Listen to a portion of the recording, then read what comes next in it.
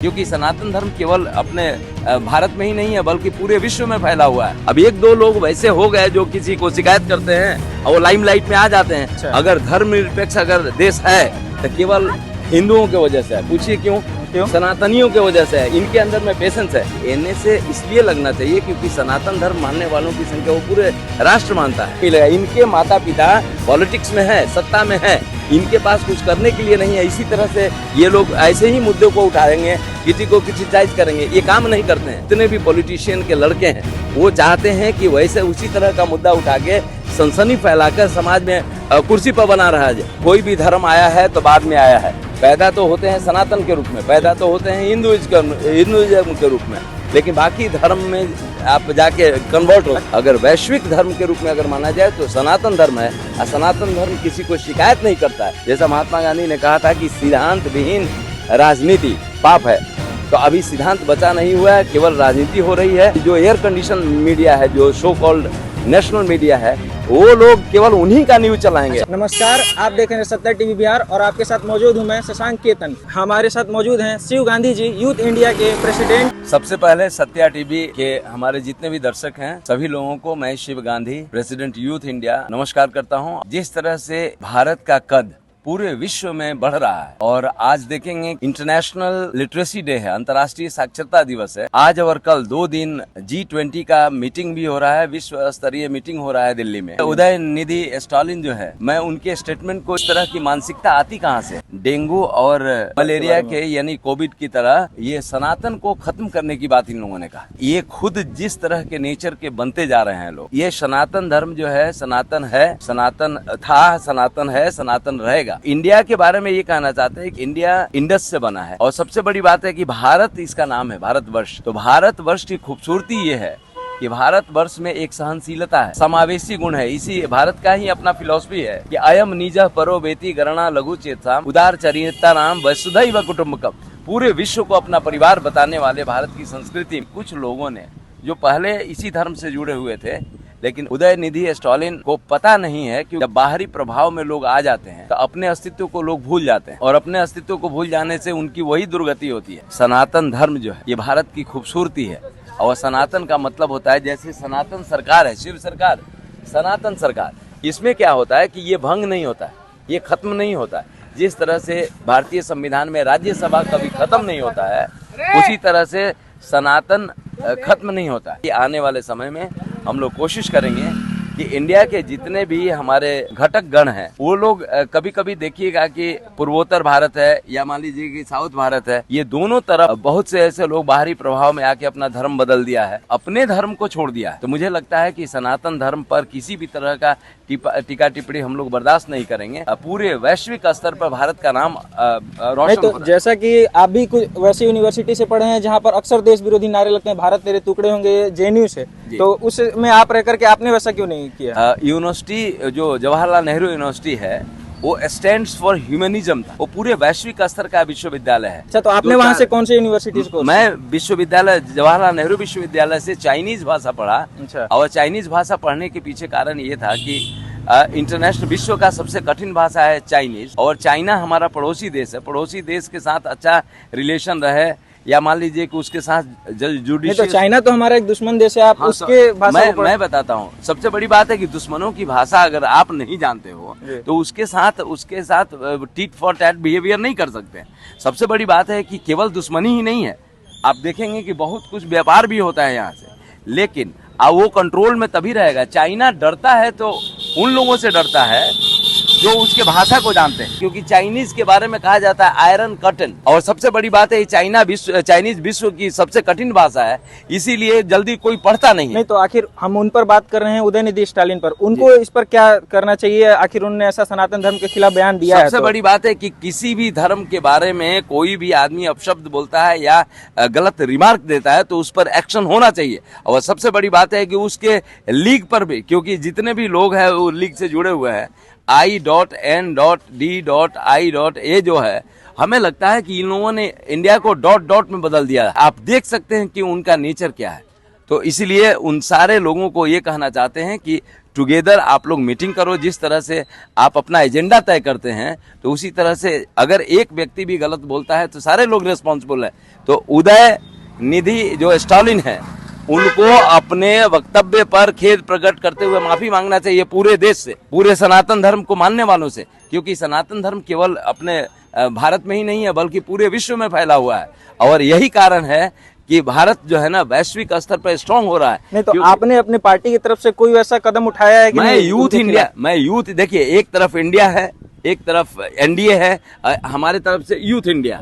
तो मैं पूरे भारत के जितने भी यूथ हैं उन लोगों से कहना चाहता हूं, क्योंकि 543 सीटों पे 2024 में हमारा यूथ इंडिया के तरफ से खड़ा हो रहा है कैंडिडेट। उदयनिधि स्टालिन को क्या सजा देना चाहिए इसके? अगर उदयनिधि देखिए, उदयनिधि स्टालिन को एक चीज करना चाहिए कि सबसे बड़ी बात यह है कि सामूहिक रूप में उनके अपने घटक दल जो है, जो ये क्या बोलते हैं अलायंस है, उनको एक बार पूछ लेना चाहिए, जैसे कि सनातन धर्म वाले पूछ रहे हैं मीडिया के माध्यम से।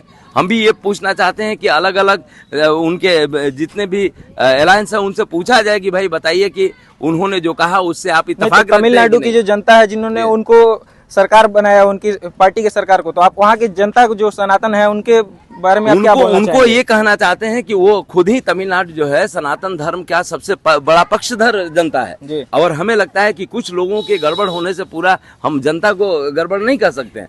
किसी भी धर्म को गाली देते रहते हैं और टीका टिप्पणी करते रहते हैं, वैसे लोग बहुत कम है। जैसे जवाहरलाल नेहरू यूनिवर्सिटी में भी वहाँ के पढ़े लिखे जितने भी आईएएस ऑफिसर हैं, जितने आईएफएस हैं, जो देश चलाते हैं, जो अलग अलग यूनिवर्सिटियों में प्रोफेसर है, तो वो लोग किसी का शिकायत नहीं करते हैं। They are positive people, that's why, क्योंकि यूनिवर्सिटी ने बहुत लोगों को दिया है। अब एक दो लोग वैसे हो गए जो किसी को शिकायत करते हैं और वो लाइमलाइट में आ जाते हैं। अभी हम लोग क्या करते हैं ना कि जैसे बोलते हैं ना कि spend so much time to improve yourself that we have no time left to criticise others. जैसा हमारा देश जो है वो एक धर्मनिरपेक्ष देश है और उसमें इस तरह का बयान देना आपके लिए कैसा है? वो मैं आपको बताता हूँ, बिल्कुल बहुत से ऐसे लोग हैं जो धर्मनिरपेक्ष हो ही नहीं सकते। अच्छा। अगर धर्मनिरपेक्ष अगर देश है तो केवल हिंदुओं की वजह से है। पूछिए क्यों? सनातनियों की वजह से है। इनके अंदर में पेशेंस है।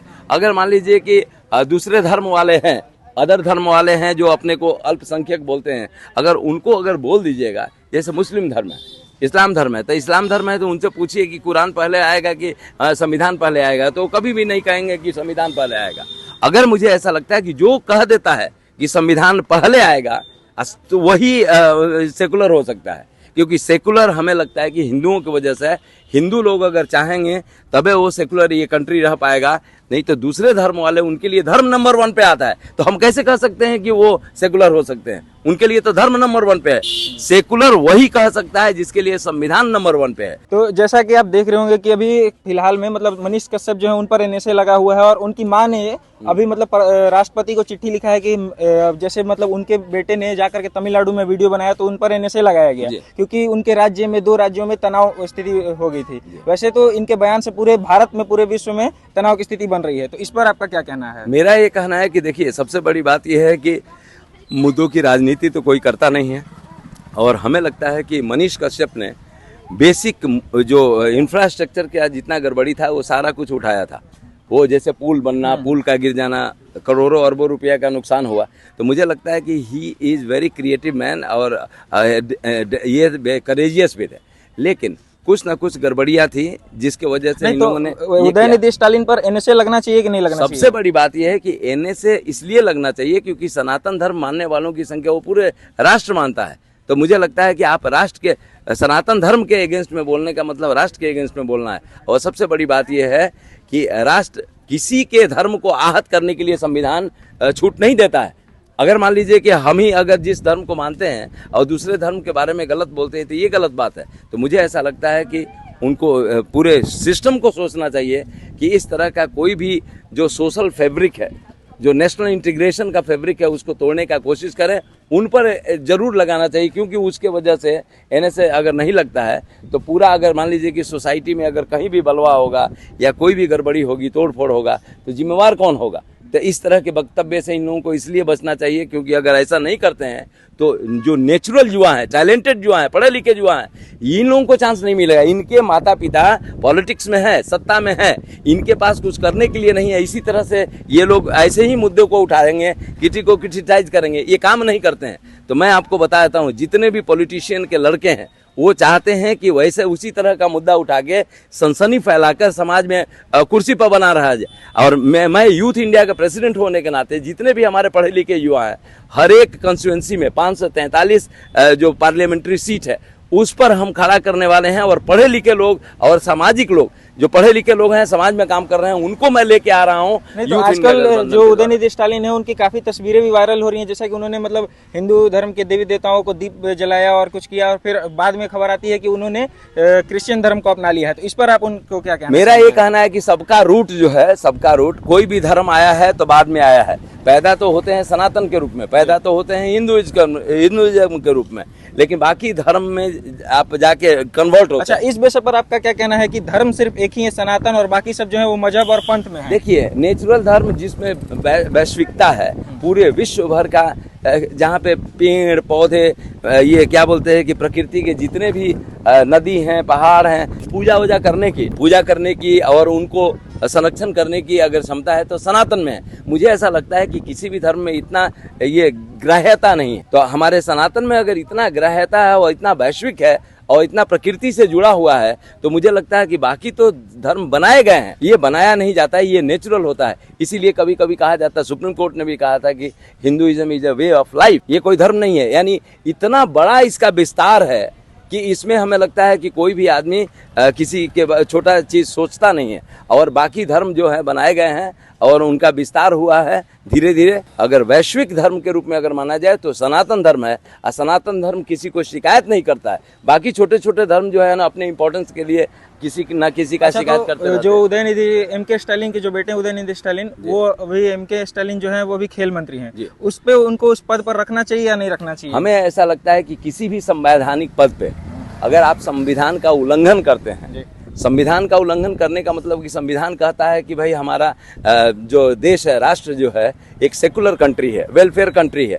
तो सेकुलर कंट्री है और उसका बिहेवियर आप एंटी करेंगे तो किसी भी, जैसे कि पद की गोपनीयता का शपथ लेते हैं और पद की गोपनीयता और उसकी प्रतिष्ठा का हनन आप कर रहे हैं, तो उस पद पर रहने का आपका स्वतः ये नहीं है। तो हमें लगता है कि मोरल अगर होगा, जैसा महात्मा गांधी ने कहा था कि सिद्धांत विहीन राजनीति पाप है, तो अभी सिद्धांत बचा नहीं हुआ है, केवल राजनीति हो रही है। कि इस तरह की बातें आप देखेंगे कि थोड़ी थोड़ी बातें करके अब मीडिया वाले, जो हमारे सोशल मीडिया जो है डेमोक्रेटिक मीडिया है, और ये मीडिया अगर नहीं रहता तो समाज में कुछ बचता भी नहीं। लेकिन वो जो ये जो एयर कंडीशन वाले मीडिया है, जो बड़े बड़े मीडिया है, वो लोग अपने मुद्दे को केवल उन पार्टियों को चलाते हैं। ये देखिए, ये बड़ा रूप क्यों ले लिया? इसलिए ले लिया क्योंकि वो हमें लगता है कि दे आर पेड मीडिया। वो जो, हाँ, जितने बिकी हुई मीडिया, आप कहना चाहते हैं? बिकी हुई मीडिया नहीं, वो लोग मुद्दों को हाईलाइट करने के लिए, नाम को हाईलाइट करने के लिए, गठबंधन को हाईलाइट करने के लिए। अब देखिए, इंडिया, एनडीए और यूथ इंडिया में सारे लोग कहते हैं कि यूथ इंडिया नंबर 1 है, यूथ इंडिया को चांस देना चाहिए, youth India should come forward and lead the country because youth India is the voice of India. लेकिन यूथ इंडिया केवल अभी ग्राउंड पे काम कर रहा है और रियलिटी में काम कर रहा है, और ये लोग आज गठबंधन बनाए और कल एकदम नंबर 1 पे हो गए। तो वो जितने भी जो एयर कंडीशन मीडिया है, जो सो कॉल्ड नेशनल मीडिया है, वो लोग केवल उन्हीं का न्यूज चलाएंगे।